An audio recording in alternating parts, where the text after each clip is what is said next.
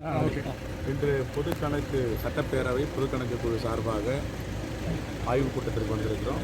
நம்முடைய மரியாதைக்குரிய மாவட்ட ஆட்சித்தலைவர்களை ஒருங்கிணைத்து அழைத்துச் சென்று ஆய்வுக்கூடங்களையும் காட்டிக் கொண்டிருக்கிறார். முதலாக இங்கு விவேகானந்தர் பாறையில் திருவள்ளூர் பாறையில் பார்வையிட்டிருக்கிறோம். இதில் ஏற்கனவே 2014ஆம் ஆண்டு ஒரு மிஷினரி பெற்று அதை பயன்படுத்த முடியாமல் பழுதடைந்திருக்கிறது. அதில் அரசுக்கு வருவாய் இழப்பு ஏற்பட்டிருக்கிறது என்பதை மத்திய கணக்காயர்கள் சிஏஜி சுட்டிக்காட்டியிருக்கிறார்கள். அதை பற்றி இங்கே ஆய்வு செய்து கொண்டிருக்கிறோம். அடுத்தது குளச்சல் துறைமுகம், ஆயுஷ் போன்ற பகுதிகளில் ஆய்வு செய்து இருக்கிறோம்.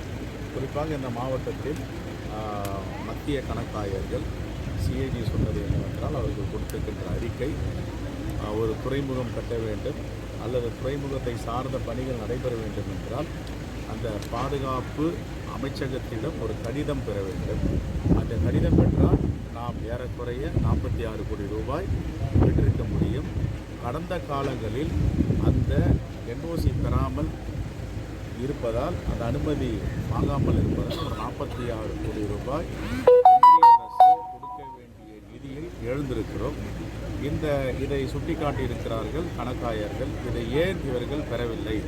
பெறாமல் இருந்ததால் மாநில அரசினுடைய பணத்தை எடுத்து விரயமாக்கப்பட்டிருக்கிறது அப்படி என்று ஒரு பேரா இருக்கிறது. அது விஷயமாகவும் சம்பந்தமாக இங்கே பேச இருக்கிறோம் ஆய்வு கூட்டத்தில்.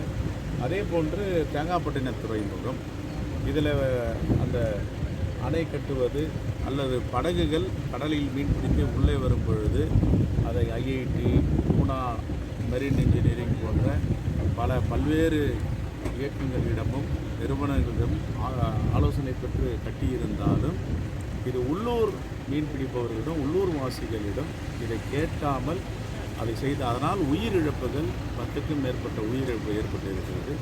அதையும் சுட்டிக்காட்டியிருக்கிறார்கள். இதையெல்லாம் ஆய்வு செய்த பிறகு 3 மணிக்கு மாவட்ட ஆட்சித்தலைவர் அவர்கள் எல்லா அதிகாரிகளும் அழைத்தாங்க. கூட்டம் நடத்த இருக்கிறோம். 6 மணிக்கு விரிவாக உங்களிடம் பேசுவோம். தேங்காய்பட்டினம் போக்குவரத்தில் தான் அந்த பிரச்சனை. படகு வந்து கடலுக்குள்ளே போக முடியாது. அதை மாற்றி அமைக்கணும்னு நீங்கள் பரிந்துரை செய்வீங்க? கண்டிப்பாக செய்வோம். ஏன்னா உயிர் இழப்பு இருக்குது. நம்ம செய்கிற திட்டங்கள் எல்லாம் மக்களுக்கான திட்டங்கள், மக்களை உயிரை பறிப்பதற்கான திட்டங்கள் இல்லை. தேங்காய்பட்டினத்தில் அது ஏற்கனவே இவர்கள் என்ன வல்லுநர்களை வைத்து ஆலோசனை பெற்று கட்டியிருந்தாலும் அங்கே இயற்கை சீற்றத்தில் அங்கே மக்கள் மீனவர்கள் குறிப்பாக உயிர் இழப்பு ஏற்படுகிறது. இனிமேல் எந்த மீனவர்களையும் பலிக்கூடாமல் இருப்பதற்கு அதை நாங்கள் ஆய்வுக் கூட்டத்தில் முடிவு செய்து சட்டப்பேரவை பொதுக்கணக்கு பல நிபந்தனையோடு சில வழிகாட்டுதலை சொல்ல இருக்கிறோம். குமரி மாவட்டம் வந்து கன்னியாகுமரி வந்து ஒரு சர்வதேச சுற்றுலா பகுதி. இந்த பகுதியில் வந்து கடலுக்குள் படகில் பயணம் என்பதற்காக 2 படகுகள் வாங்கப்பட்டிருக்கிறது. அந்த படகுகள் ஏற்கனவே மாவட்ட ஆட்சித்தலைவர் நாங்கள் விசாரித்திருக்கிறோம். சொல்லியிருக்கிற 8 கோடி ரூபாயில் 2 படகு தாமிரபரணியும் இன்னொரு படகு திருவள்ளூர் வாங்கியிருக்கிறார்கள்.